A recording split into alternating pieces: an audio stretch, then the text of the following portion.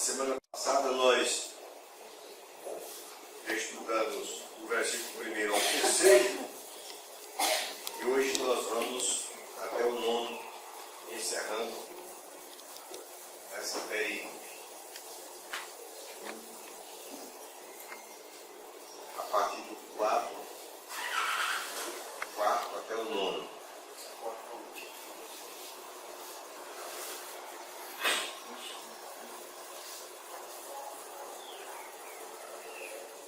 Na verdade, nós vamos ler do primeiro, todo até o 9, mas vamos falar hoje a partir do 4. Vamos ler a partir do primeiro, que diz assim: o coração do homem pode fazer planos, mas a resposta certa dos lábios vem do Senhor.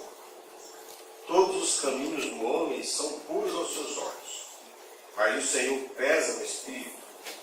Confia ao Senhor as tuas obras, e os teus desígnios serão estabelecidos. O Senhor fez todas as coisas para determinados fins, e até o perverso para o dia da calamidade. Abominável é ao Senhor todo arrogante de coração. É evidente que não ficará impune. Pela misericórdia e pela verdade se expia a culpa. E pelo temor do Senhor os homens evitam o mal. Sendo o caminho dos homens agradável ao Senhor, este reconcilia com eles os seus inimigos. Melhor é o povo havendo justiça do que grandes rendimentos com injustiça. Aí ele volta para a mesma ideia do início. O coração do homem traça o seu caminho, mas o Senhor lhe dirige os passos. Vamos lá. Senhor nosso Deus, nosso Pai, mais uma vez nos colocamos diante do Teu trono de graça. E agora, Senhor, para pedir a Tua bênção sobre nós, a graça de podermos entender a Tua palavra, compreendê-la e, sobretudo, Senhor, aplicá-la às nossas vidas. Ó Deus amado, o livro de Provérbios é um livro de sabedoria, um livro poético, um livro de verdades prováveis, mas é um livro que nos traz muitos ensinamentos, muitos. Ajuda-nos a compreendermos. Ajuda-nos, Senhor, sobretudo, a que esses ensinamentos entrem em nós, façam parte da nossa vida, impregnem a nossa vida, Senhor, para que vivamos por eles. Ó Deus amado, abençoa-nos por esta manhã, eu te peço, em nome de Jesus. Amém. A semana passada nós vimos que Deus tem o governo sobre todas as coisas. E hoje o tema se mantém. Deus continua tendo o governo sobre todas as coisas. Na semana passada nós vimos que o homem pode fazer planos e até deve fazer planos. É importante. O crente, principalmente, nunca deveria fazer nada sem planejamento. Ele deveria sempre ponderar cada coisa que faz, anotar, escrever, planejar. Isso é muito bom. Sabendo que a resposta certa dos seus planos vem do Senhor. É importante que o crente faça os seus planos, mas lembre-se sempre que Deus é quem pesa, ou mede, ou avalia o espírito ou o coração. Deus vai avaliar sempre a cada plano que nós vamos fazer. Porque Deus conhece muito mais do que meramente o plano. Deus conhece as motivações do plano. O que nos motivou a fazer aquele plano? Às vezes a motivação, aparentemente, pode até ser boa. Ou nós revestimos os nossos planos de motivações boas, mas só Deus conhece o coração. Só Deus pesa, só Deus sabe se lá no íntimo, quando nós planejamos determinada coisa, o fizemos por amor a Ele, debaixo das suas ordens, da sua graça, dos seus mandamentos, dos seus propósitos. E cabe a Deus, a partir dessa avaliação, ratificar o nosso plano ou vetar. Ele vai fazer isso. Aí o pregador termina dizendo que nós devemos já que o nosso Deus tem o controle de tudo, nós devemos confiar às mãos dele todos os nossos desígnios, tudo aquilo que nós tenhamos a planejar, para que ele possa estabelecer os nossos planos, para que ele possa encaixar esses planos nos seus desígnios e assim eles sejam de fato estabelecidos. Hoje nós vamos ver um outro lado também dessa soberania de Deus. Nós vamos ver a moralidade de Deus e a responsabilidade do homem. Os versículos 4 e 5, eles dizem que o Senhor tem o controle sobre as ações dos perversos também. Não só dos crentes, mas dos perversos.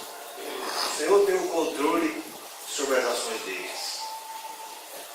Provavelmente eles até pensem que não. Mas vejam o que é que diz o versículo 4 e 5. O Senhor fez todas as coisas para determinados fins, e até o perverso para o dia da calamidade. Abominável é o Senhor todo arrogante do coração. É evidente que não ficará impune. A primeira coisa que nós percebemos nesses dois versículos é que a totalidade da criação, incluindo até os ímpios e seus atos, está sujeita à soberania de Deus e a seus propósitos. Inclusive os ímpios, abram suas Bíblias em Romanos, capítulo 9. Depois segura aí esse texto. Romanos, capítulo 9. Versículos 17 a 23.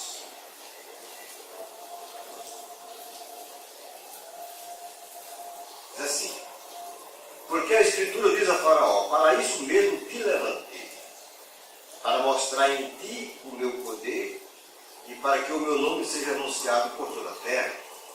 É estranho a gente ver esse texto, porque Deus vai dizer que levantou Faraó para que o nome dele fosse glorificado, sim. Porque Faraó vai ser um instrumento da ação de justiça de Deus, para que o nome dele pudesse ser engrandecido em toda a terra.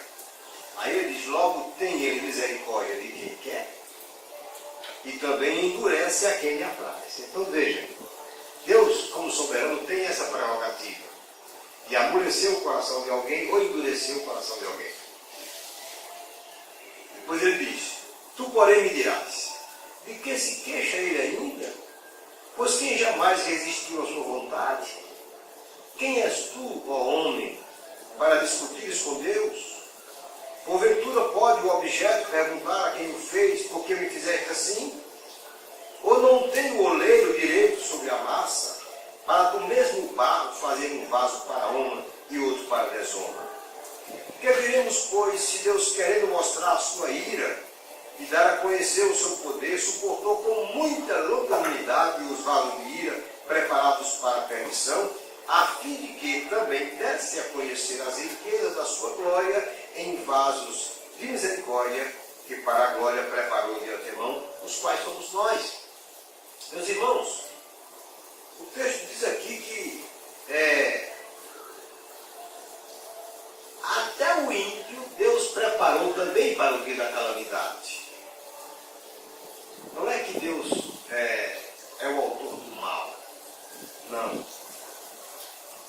Deus não é o autor do mal. Deus não é o autor do pecado. Deus não faz ninguém pecar. As pessoas pecam porque elas são pessoas más. Mas Deus também tem o controle dessas coisas. E Ele diz que para aqueles que já foram destinados por Deus para a perdição, e esses vão pecar e vão pecar cada vez mais, o dia da calamidade está preparado. Esse dia da calamidade, irmãos, pode ser considerado como o dia da punição de Deus. O dia em que Deus vai punir os perversos, aqueles que desobedecem ao Senhor, aqueles que não querem nada com o Senhor. Como diz o texto: o Senhor fez todas as coisas para determinados fins e até o perverso para o dia da calamidade. Pode ser que Deus até exerça a sua justiça punitiva aqui na terra sobre eles. Mas se não o fizer, certamente eles serão punidos no dia do juízo. Não vai haver nenhuma escapatória com respeito a isto. Uma outra coisa que o Senhor tem controle é que muitas vezes nós pensamos, e porque vemos assim, e a nossa visão é uma visão sempre limitada, que Deus não vai punir os ímpios. É muito comum na nossa vida a gente olhar para o ímpio e dizer assim, mas eu não estou entendendo.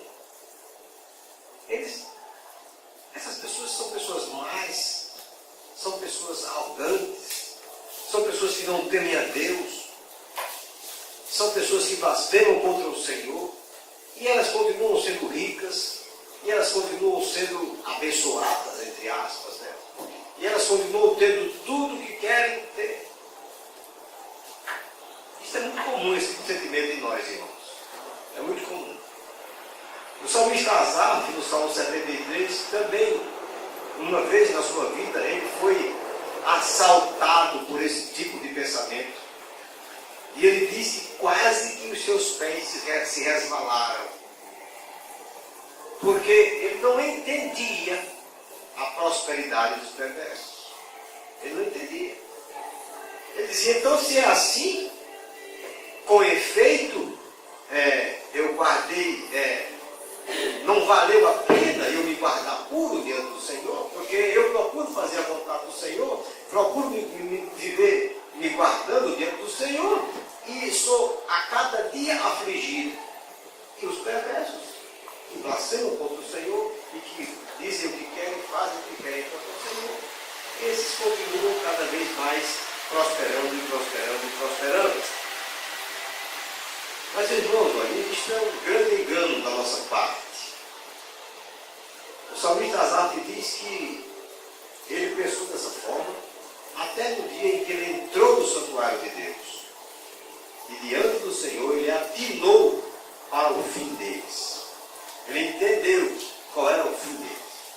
Ele entendeu que esses homens ímpios que prosperam e que prosperam e que prosperam, e que a impressão que dá é que Deus não está olhando para eles, não vai puni-los.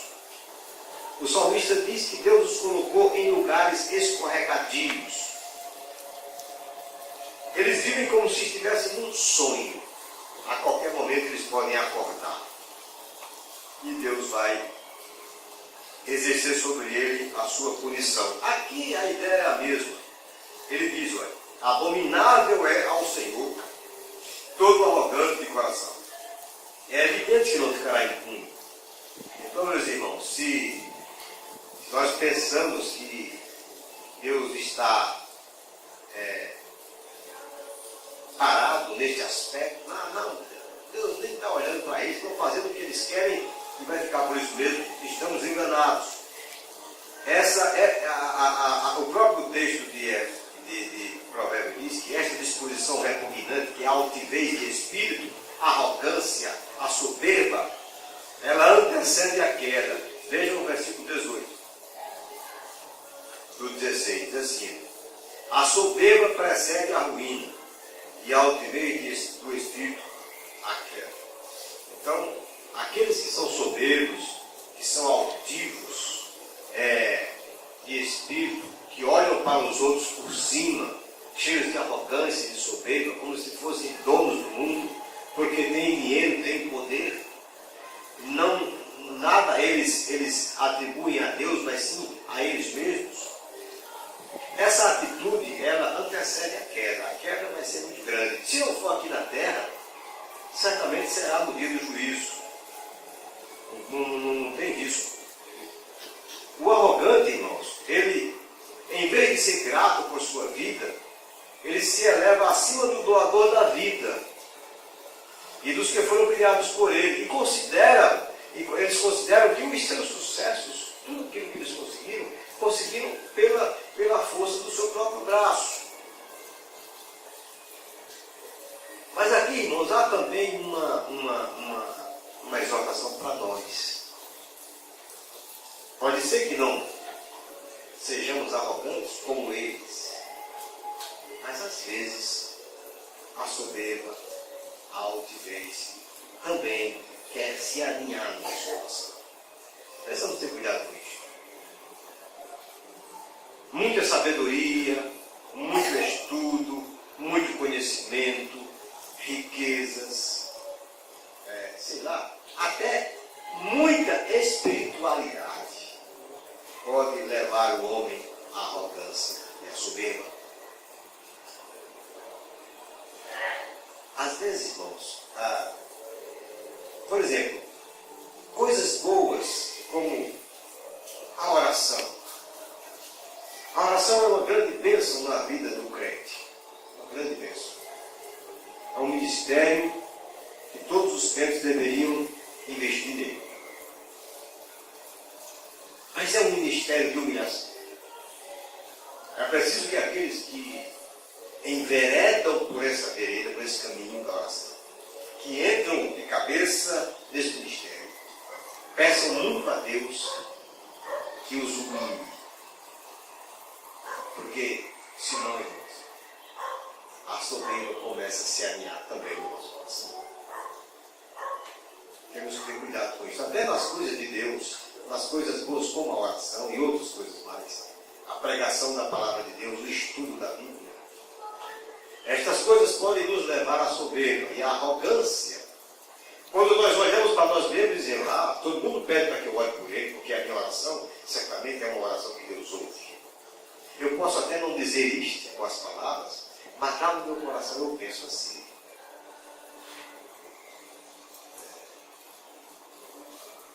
Cuidado, muito cuidado com isto.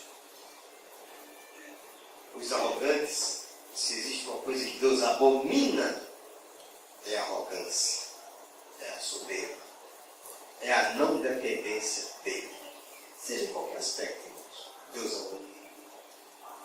O que Deus quer de cada um de nós é dependência completa e total dele. Nunca nós podemos olhar para nós mesmos e nos ver como autor de alguma coisa, ou como responsável pelos nossos sucessos. Muito pelo contrário. Tudo é do Senhor e vem dele. Depois, no versículo 6, o pregador, ele nos mostra duas atitudes de sabedoria. Duas atitudes que são próprias daqueles que são sábios. A primeira é misericórdia e verdade. Ou seja, a verdadeira religião. A verdadeira religião, irmãos, ela é exercida com misericórdia e com verdade. A menos que uma pessoa seja caracterizada pelo amor, seja imbuída de amor, cheia de amor, motivada pelo amor, o sistema sacrificial é completamente inútil. Completamente inútil. Deus não aceita sacrifício nosso.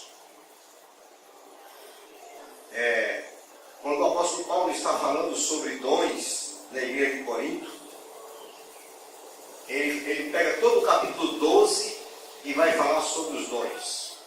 A igreja de Corinto era uma igreja que tornou-se arrogante por conta do exercício dos dons. Essa igreja tornou-se tão arrogante pela sua espiritualidade que chegou a ter uma tolerância com o pecado completamente impraticável diante de Deus. Deus não tem tolerância com o pecado. Quando o apóstolo Paulo se refere a um homem da igreja que tinha a prática, mantinha relações sexuais com a sua madrasta, com a esposa do pai dele, e a igreja via aquilo como uma coisa normal, porque era uma igreja que chegou a atingir um patamar de conhecimento, entre aspas, e a arrogância subiu para a cabeça daquela igreja. E era uma igreja cheia de dons, uma igreja que tem muitos dons. Aí o apóstolo Paulo vai e escreve o capítulo 13 de Coríntios para dizer àquela igreja que o amor é a parte mais importante de tudo isto. Sem o amor, nada destas coisas tem nenhum valor. Aí ele vai e diz, ainda que eu fale a língua dos anjos e dos homens, isto não é que existe língua de anjo, o anjo não fala, né? Os anjos, eles são espíritos, eles não se comunicam com linguagem. A não ser quando eles assumem forma corpórea, pode usar a língua dos homens. Mas o apóstolo usa uma figura de linguagem chamada hipérbole, para exagerar o que ele quer dizer e demonstrar o contrário. Ainda que fosse possível alguém falar todas as línguas dos homens e a língua dos anjos, se não tivesse amor, seria como um sino que vai embora. Então, essa espiritualidade sem amor torna-se arrogância. E isso é perigoso. Ainda, ele diz, que eu tivesse uma fé tão grande a ponto de dizer para um monte, sai daqui para ali, o monte fosse. Se eu não tiver amor, também de nada adiantaria. Ele disse, ainda que eu chegue a ser um Marte e entregue o meu corpo para ser queimado. Sem amor, essas coisas não têm valor. Então, meus irmãos, a verdadeira religião, por exemplo, ela é motivada pela misericórdia, que é uma prática, uma forma de prática do amor e pela verdade. O pecador culpado não pode ter confiança na graça divina, mediada pelo culto, se não for zeloso em suas relações para com os seus semelhantes, praticar o amor e a verdade. Ele pode ser um homem muito bom, gosta de ir para a igreja, vem para a igreja todos os domingos, dá o dízimo religiosamente, está aqui na hora certa, não falta um culto. Mas se ele, no seu relacionamento com os outros, ele não manifestar amor, misericórdia, essa religiosidade dele não tem nenhum valor. E a outra atitude que Deus se agrada, porque é própria dos sábios, é o temor do Senhor, como está aqui no versículo 6. Pela misericórdia e pela verdade se expia a culpa, e pelo temor do Senhor os homens evitam o mal. Todo o livro de Provérbios está baseado nesta frase: o temor do Senhor é o princípio da sabedoria. É sábio aquele que teme ao Senhor.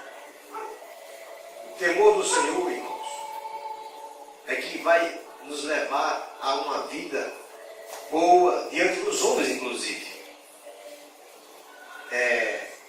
Vai evitar que eu crie problemas. Temer a Deus vai transformar isso na minha vida como a sabedoria de forma prática.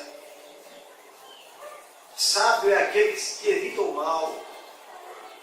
O livro de Provérbios diz que a palavra branda desvia o furor e a palavra dura suscita a ira. Alguém só faz isto se temer o Senhor. Se não temer, não faz. Não são coisas que nós conseguimos fazer pelos nossos próprios esforços, mas só fazemos porque tememos ao Senhor. No momento em que a vontade vem de eu dizer uma palavra dura, que vai piorar mais as coisas, o temor do Senhor, saber que eu temo a Deus e que Deus não quer isto de mim, faz com que eu refreie a minha língua do mal e não faça. Por isso que ele diz que pelo temor do Senhor os homens evitam o mal. É verdade. Quanto mal não seria evitado na vida dos homens, na vida principalmente dos crentes, se eles exercessem na prática diária o temor do Senhor. Eles seriam sábios. O temor do Senhor é a base da sabedoria.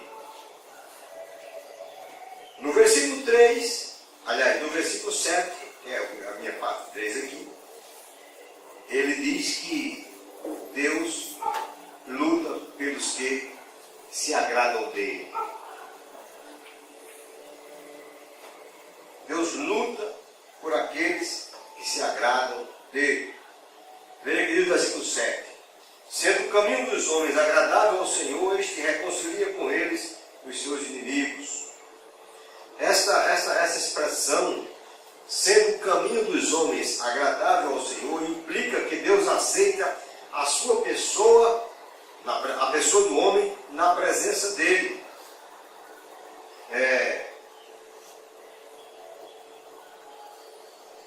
Essa é como se fosse aquela expressão bíblica.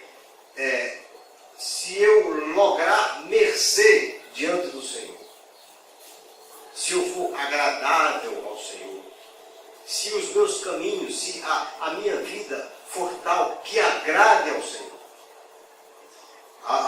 O versículo, o Salmo 37, eu acho que é o 37, há um texto, um versículo que diz assim: agrada-te do Senhor, ou deleita-te no Senhor, e Ele satisfará aos desejos do teu coração. Esta, irmãos, deveria ser a nossa meta de vida, o nosso alvo, ser agradável ao Senhor. Viver de tal maneira que os nossos caminhos fossem agradáveis ao Senhor. A cada dia nós deveríamos parar, no final do dia, fazer uma reflexão introspectiva, olhando para dentro de nós mesmos, para tudo que aconteceu naquele dia, que nós fizemos, que nós falamos, que nós pensamos, e chegássemos diante de Deus e disséssemos: Senhor, eu falhei nisto, mas não é isso que eu queria fazer, eu quero mudar, me ajuda que amanhã eu não falhe mais nessas coisas, eu seja agradável a Ti. O apóstolo Paulo chega a dizer algo mais ou menos parecido com isso, quando diz que não que eu já tenha alcançado a perfeição. Ele sabia que a perfeição é um alvo, uma meta, na vida do crente. O crente, quando se converte, ele começa um caminho em direção à perfeição de Cristo. Ele tem que ir nessa direção.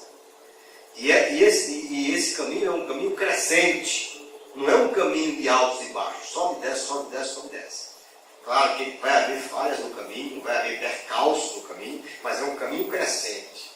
Que há um alvo a atingir, ele olha o tempo todo para o Senhor, e é por isso que o escritor de Hebreus diz: olhando para o autor e consumador da nossa fé, Jesus Cristo, é o nosso alvo, Jesus é o nosso modelo, nós temos que viver de tal maneira a aprender com Ele, para sermos iguais a Ele. Aí o apóstolo Paulo diz: não que eu já tenha alcançado a perfeição. Ele diz: não alcancei ainda. Ele diz: mas esquecendo-me das coisas que para trás ficam, e olhando para as que estão na minha frente, prossigo para o alvo, para o prêmio da soberana vocação de Cristo Jesus. É isso que nós deveríamos fazer, ser agradáveis ao Senhor. E a forma prática de fazer isso é o que o apóstolo Paulo diz: é me esquecer, olhar para trás, eu fiz isto não estava bem, isso não foi legal, isso foi ruim. Mas eu preciso me esquecer dessas coisas, pedir perdão a Deus por elas e esquecê-las, e olhar das que estão para frente agora, que o caminho continua, não para, e prosseguir para ganhar o prêmio da soberana vocação em Cristo Jesus. Os retos, irmãos, eles não se vingam, antes eles dependem de Deus para vindicá-los ou vingá-los. Eu não tenho que me vingar, porque Deus luta por nós, Deus luta por mim. Na nossa vida, certamente, vai haver pessoas que nos desejam o mal, e que é o nosso mal, e que fazem mal contra nós. Não tem jeito, é assim mesmo. E nós muitas vezes nos perguntamos: mas por que essa pessoa fez isso? Mas por que? O que eu fiz com essa pessoa? E muitas vezes o mal que as pessoas nos fazem é tão grande que nos enche de raiva e de ira. E nós planejamos na nossa mente uma forma de nos vingarmos delas. Isso pode ser nas coisas mais simples. Mas quando nós nos vingamos, nós tiramos de Deus a oportunidade de fazê-lo.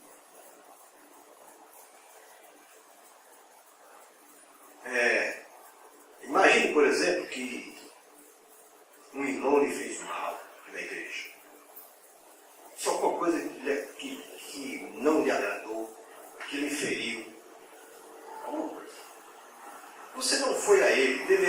ido a ele e ter dito, meu irmão, olha, isso que você disse não foi bom. Eu estou chateado, magoado com isso, porque isso me afetou. E tentar resolver o assunto com o irmão. Mas nós não fazemos isso normalmente. Nós somos muito covardes neste aspecto. Aí nós deixamos, guardamos. Não fazemos nada. Aí tem o nosso, vai ter o meu aniversário, por exemplo. E eu resolvi fazer uma festinha em casa. Aí o que é que eu digo? Aquele irmão não quer. Não é? Eu vou convidar todos os outros, menos aquele. Isto é uma forma de nos vingarmos, né, irmãos? Sutil. Ninguém nem viu. E o irmão lá que não foi convidado talvez nem perceba que não foi convidado, ou porque talvez nem percebeu que tinha feito algum mal. Mas na nossa vida há muitas coisinhas dessas que nós nos vingamos dos outros por alguma coisa que eles nos fizeram, ou às vezes porque não nos fizeram nada, simplesmente porque nós não gostamos delas. Mas os retos de coração, eles não se vingam. Se porventura alguém fizer alguma coisa contra nós, nós deixamos que o Senhor cuide. Consulte a vontade de Deus e não a dos homens. Ele pode enfrentar as pessoas que você teme. É assim que deveria ser. Vamos consultar a vontade de Deus e não a vontade dos homens. E Ele, com certeza, vai enfrentar por nós aquelas pessoas que nós não temos coragem de enfrentar. Porque Deus, nessa sua soberania, luta por nós. E finalmente, irmãos, o pregador conclui nos versículos 8 e 9, dizendo duas coisas. Dizendo que o Senhor não recompensa o serviço piedoso com prosperidade econômica imediata. Veja o versículo 8. Melhor é o pouco havendo justiça do que grandes rendimentos com injustiça. Aqui fica muito claro e implícito que não é porque eu sou piedoso, porque eu procuro andar nos caminhos do Senhor, que Ele vai me dar muito e muito e muito e muito. Não necessariamente. Pode ser até que Ele me dê, mas pode ser que não dê. Veja o que Ele diz, olha.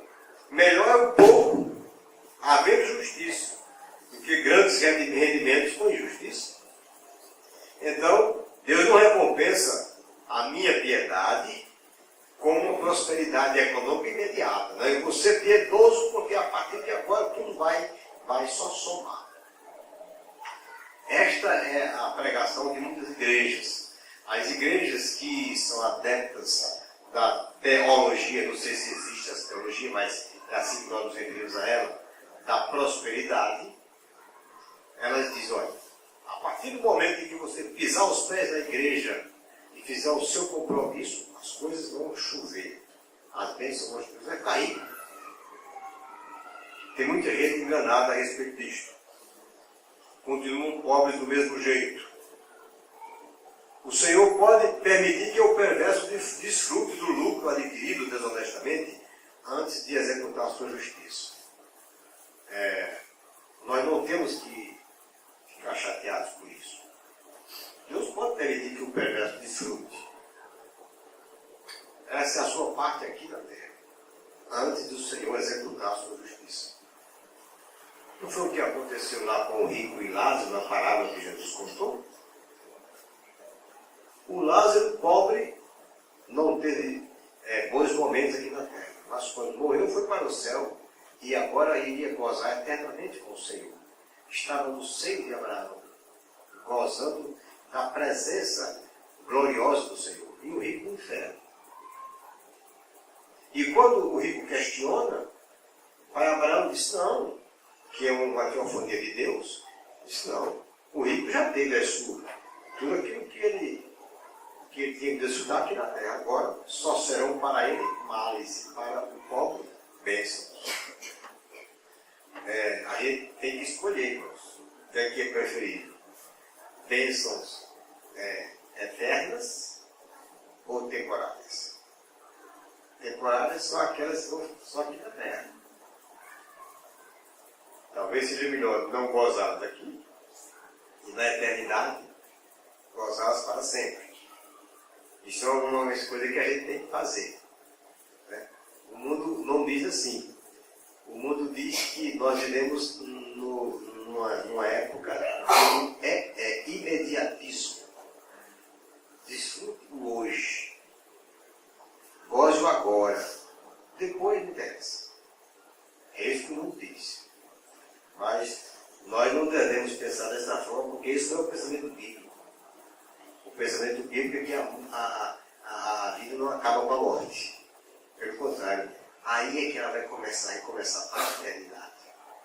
Então, se refletirmos melhor, é muito mais negócio, talvez não gozarmos tanto como gostaríamos aqui na terra e gozarmos para sempre no céu. E finalmente, na sua conclusão, ele volta àquela mesma ideia de que um homem pode planejar seu caminho nos mínimos detalhes, mas não pode implementar o seu planejamento, a menos que coincida com os planos de Deus. Ele pode planejar, como nós já falamos, por isso começa com esse versículo e termina com esse versículo. Ele pode planejar e deve, mas ele não vai poder implementar o seu plano, a não ser que o seu plano esteja encaixado no plano de Deus. Senão ele não vai conseguir. Deus vai vetar o seu plano. Meus irmãos, a nossa esperança é que esses conselhos, na verdade, são conselhos, os provérbios são verdades que nos ajudam na nossa vida prática, no dia a dia, sirvam para isso mesmo. Que nós temos aprendido alguma coisa mais, a viver, como viver melhor. O livro de Provérbios ele é essencialmente prático. Certamente muitos desses provérbios foram observados por Salomão na vida prática. Ele via as coisas acontecendo e ele tirou muitos desses provérbios para deixar escrito para nós. E eles são inspirados pelo Senhor. Então, meus irmãos, que o Senhor tenha misericórdia de nós e nos faça entender muitas dessas verdades que estão aqui no livro de Provérbios. Não dá para fazer uma exposição no livro de Provérbios, porque como são provérbios, eles estão misturados por todo o livro. Então a gente teria que catar dentro do livro todos os provérbios que tivessem a mesma ideia, porque eles se repetem. Diz aqui um provérbio lá na frente, ele diz o mesmo provérbio com outras palavras. Não dá para fazer uma exposição assim, como nós fazemos com outro livro. Mas nós vamos aprendendo algumas coisas de vez em quando nesse livro. E certamente Deus nos deixou aqui na Bíblia para o nosso bem, para que pudéssemos crescer na graça e no conhecimento de Jesus Cristo. Amém? Amém. Vamos orar? Não sei por que Cristo se importou. Não sei por que me amou. Não sei por que sacrificou-se aqui.